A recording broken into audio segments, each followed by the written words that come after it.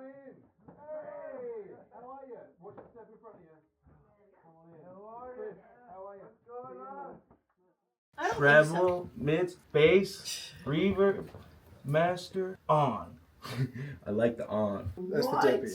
And that's we've got it sat on top of one of our little lunchboxes. There's so much going on. I don't know how you crammed all this. Yeah, neither do I. So I think you might need to explain to us exactly. Channel, CLN, clean. Yeah. Oh, okay. Yeah. Clean, AN, gain. So the gain for the clean channel. That's right. Okay. All right. Then we got top, clean, bottom, overdrive, clean, master, and if you go below, decay. Yeah, and if you go below or above, right, there's 3 lines of it. Because there's basically... No blind person would ever be able to use this without Braille. And above that should be what they correspond to. So I think the very top one should say clean gain, and then the one to the bottom left should say gain 1. You might need a bit of time to... I'm going to have to of course. familiarize myself with this. Top, clean. Top Yeah, so this row is the clean. You got it. Yeah, the top row is the clean. Right. How much sugar we got? So trebles here, Oh. mids here, bass is here. This is the power. Yeah. And then this is the decay, right? Oh, and this is the master volume. Correct. Yes. Oh, it's making sense. So then, Channel clean, That's And- the second section, right? and then the EQ That's right. section, and there's then third this is the section. level section. Yeah. Yeah. That makes a lot of sense. So then Okay. you read it from top to bottom in each So section. I imagine this is the gain stage, or the channels. Channel One- switch, yeah, that's So this right. would be 1, Yeah. 2, Yeah, and and 3. 3. This is the more overdrive that That's anyone right. would know what to do with. yeah, that's the one. Is that your favorite channel? Yeah. Your overdrive is incredible, man. It's like it's unmatched. Wow. And then there's something on the back, right? When you- Master of power. Oh, input. Oh, power amp presence. This is amazing. This amp is incredible. I've been hearing so many demos and like the amount of versatility that it. Like people are playing amazing cleans to like the craziest crunch stuff I've ever heard.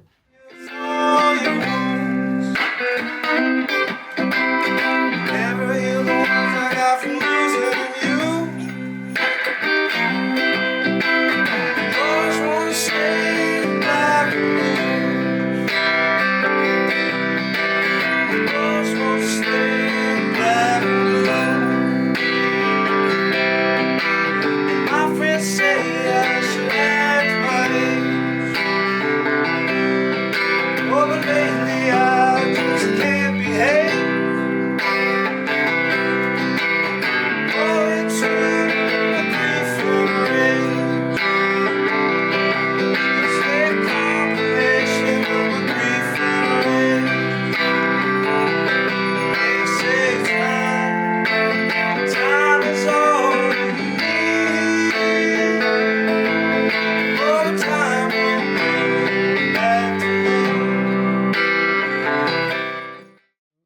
Right, so now the dust has settled after a crazy few months. I thought it'd be good if we just had a little bit of context on the whole Braille amp adventure and how it came about. We had one of our regular meetings with our guy Alex in the States, and he said about this guy called Anthony Ferraro, who was visually impaired and played guitar, wanted to try something from Victory. So we looked you up and just immediately loved everything about you. So we just said, why can't we do a Braille amp for this guy? So it was something that we didn't know if we could do it, if it was possible. It was uncharted territory for us. But I got to say, the whole team at Victory were fully on board with this from the outset. And once Andy, who works at the factory, who you'll meet on your trip here. Andy. Yeah, exactly. Once he sort of established that it was possible, it was kind of like, we're onto something here. So we put the Duchess panel together, which is you've got a replica. Right here. Yeah, it's a replica of the panel that we made. And I remember seeing this at the factory, thinking, oh yeah, we're absolutely onto something here. But this whole time, you didn't know anything about it. So first we need to rewind and thank Amy, Because Yeah. it started with Amy. Sure. So Amy, thank you. Because I sent Amy a message on Instagram, and she gave me Alex's contact, and then Alex talked to you guys, and you guys did all this. And while it was happening, I've been really, like I told you, I've been really wanting to try a new sound, new amp style, and heard nothing but great things about you guys. Alex emails me, he's like, hey man, I finally got confirmation, like, because I didn't hear from him for a couple weeks, and I was like, oh, maybe it's like not gonna work out. He's like, no man, I was just waiting till I got confirmation so I could confirm with you. We have something coming for you that I think you're gonna really like. And I was like, right away, I'm like, well, I want to write. Can you just tell me, mate? Like, I need to know what you're talking about. I hate surprises like this because I get so anxious. And I'm like, in my head, I'm like, oh, maybe they like. I really couldn't. Part of me wanted to think that you guys put Braille somehow on an amp, but most of myself wouldn't allow me to believe that, if that makes sense. Right. Like, no, that's like way too much for someone to figure out, or even to like look up, or why would you ever do that? And I remember the day this thing came, because my daughter was sleeping and I had to go, I think I had to run to my parents' house, which is not far from my apartment. And I yelled at my wife. I was like, you have to wait outside for this amp. I can't let them like miss getting it delivered here, because we live in an apartment on the second floor. So I made her, she had to wait outside for like a full hour and a half, and it was like cold out and stuff, and she finally texted me that it came. And so I run home, I immediately tell her to like film, I have no idea what to expect, and open the box. Kelly goes, oh my gosh, I'm gonna throw up. That was like her reaction, because she was so beside her, like she could not believe that someone did this. And I was like, what are you talking about? Like, why? What's going on? And then I felt the Braille, and instantly, like,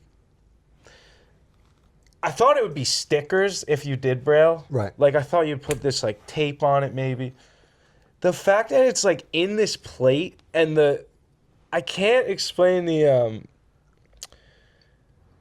what is the word I'm looking for? Like, the way it feels, it's just so well done. Sure. And sturdy, and the Braille is so pronounced, I think, is the main thing. I didn't even know that amplifiers had stuff written on the back.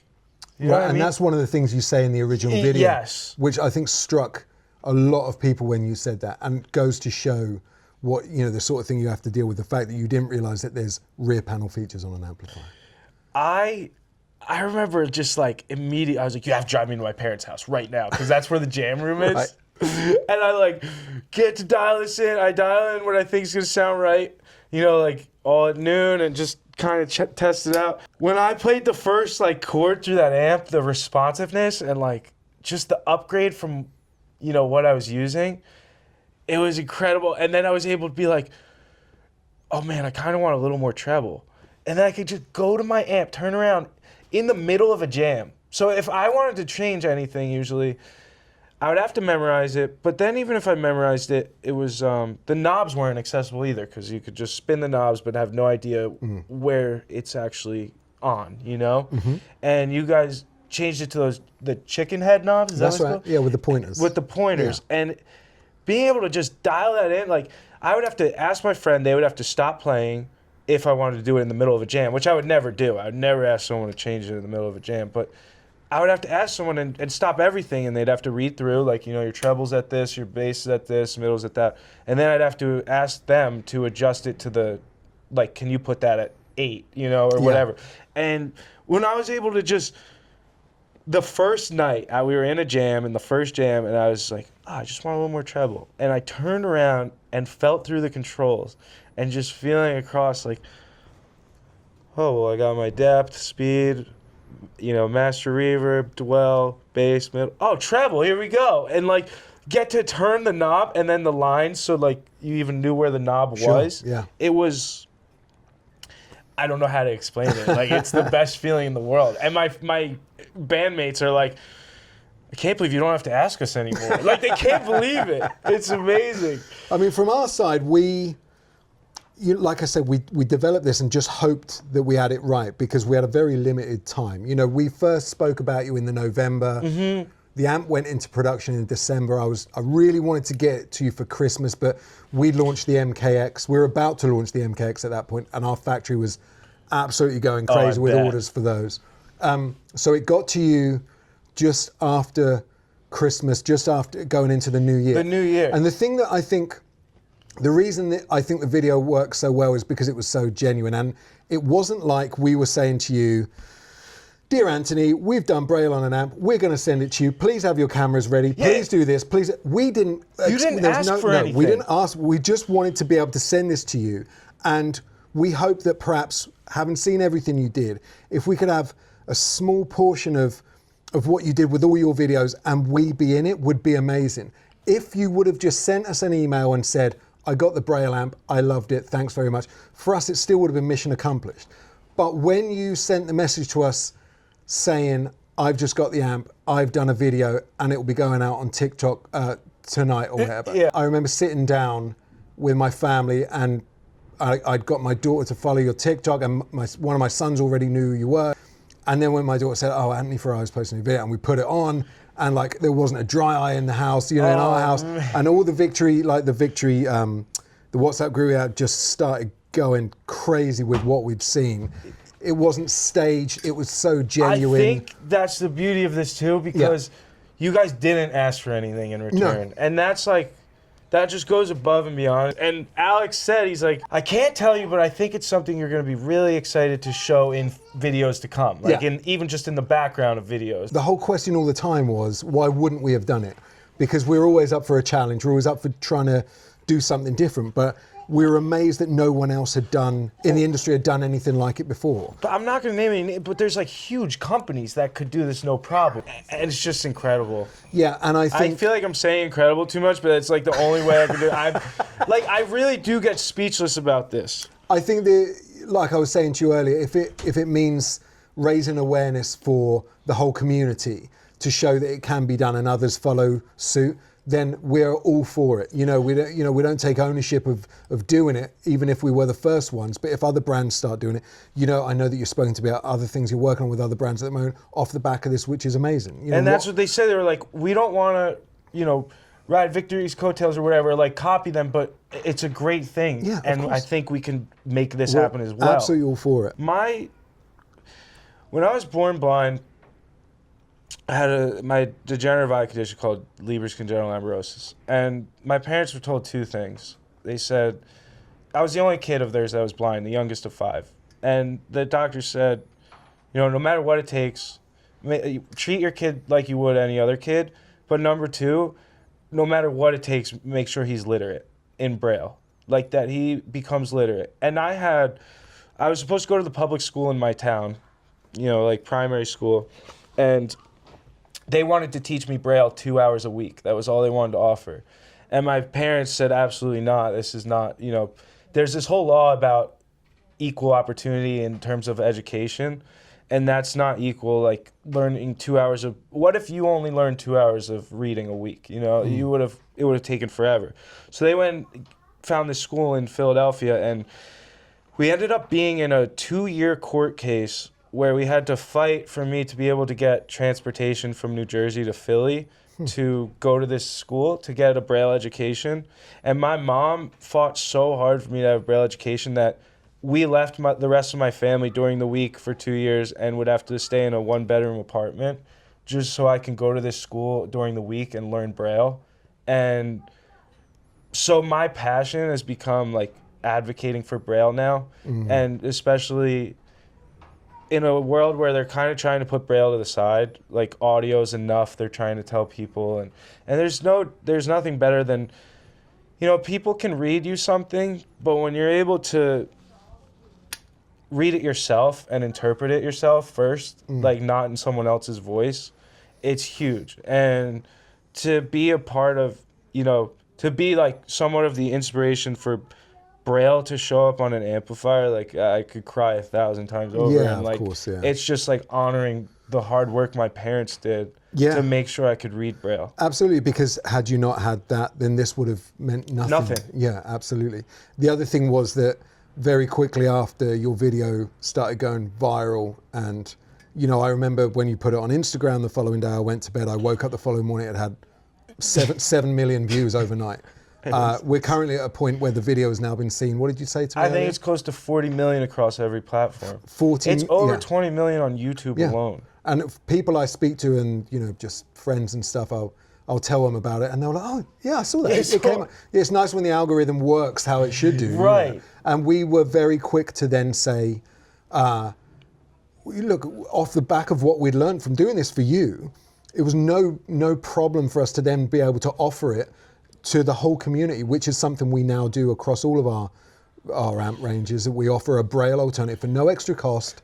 You gotta see the Braille MKX. Yeah, it's absolutely. Insane. Which has led us to, the amps that you've been trying today, that you've been with us. We've got, the MK Clean and the Deputy and the MKX. We've managed to do Braille versions of those. And also the fact that so many people, everybody was just on your side in that video from the get-go. And the fact that it was picked up, I don't know if a lot of people realize, but it was picked up so massively in the mainstream media. We ended up doing interviews for the BBC. For BBC, yeah. We had radio shows together. Yeah, so we were doing some great interviews for Radio 4 and 5 Live, and it was just it was incredible that it had all been picked up. And the other thing that people said also was, I've got a copy of the letter here that we sent you. They were so impressed, getting back to the Braille thing, the speed that you could read. No, that's not true. I'm going to show you how fast I can actually read it. Watch. Dear Anthony, we heard you wanted to try a Victory amp. So we set ourselves a challenge and came up with this unique design just for you. We hope you like it. One love, the Victory team. Receiving this, blown away, brought to tears, new world opened, freedom, especially in music, and where I've never been able to experience freedom to that level. And a part of me got upset because I was like, well, no other blind musician might be able to experience this. And then you came up with the initiative to, I never even said that to you guys. And then you said, no, we're going to be offering this across all our amp models, no extra charge for blind musicians. Yeah, I mean, and again, why wouldn't we? The stuff that we'd learned in the process of doing this, we realised it's not a huge amount of extra work to be able to do something for the community, and it is, rightly so. It's only accessibility if it is available to all people. So there wasn't too many naysayers, but there were the few people that said, well, this could be a setup. Yeah. This could be just for him. And we're just saying, no, it's not. This was not a setup. And now we're offering it to everybody off of what we learned. Now we've applied it, as you've seen today, on so many other amps as well. It's really possible. I don't know. Andy, you deserve a raise for the MKX, because that's insane. Yeah, absolutely. What do you think of the amps that you tried today? You're enjoying them? They're the most incredible amps I've ever played, and they're each so uniquely different. They are. That's what's amazing. Yeah. But it's just, they sing. Yeah, well, it's been great to have you with us today. Dude, and I love you guys. Yeah, likewise, man. And we're going to go and check out the factory tomorrow, and you're with us for a little while. But thanks for everything, Anthony. Thank you. Appreciate Thank you, it. Victory. Thank you, Martin. Thank you, the whole team. Love you guys.